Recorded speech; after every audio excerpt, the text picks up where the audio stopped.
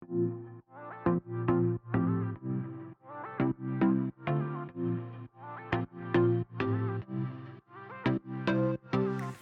guys, welcome back to Solar Sessions with Ben. This is Ben from Belmont Solar and I'm Brandon. Today we are answering the question of why solar with battery backup is so much more expensive. Yes, because it's addressing two different needs. The first one is power production. So that is replacing one bill with another or one form of energy with another. Battery backup is for a whole different reason. It goes well together with solar, but it is for peace of mind and security, for if the grid goes down, if there's no outside power sources, and if you've been without lights and a flushing toilet and so forth, you will quickly realize how much energy can be worth.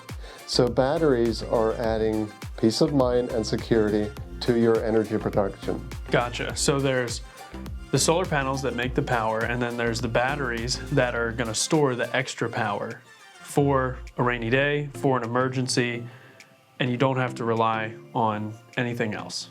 Yes.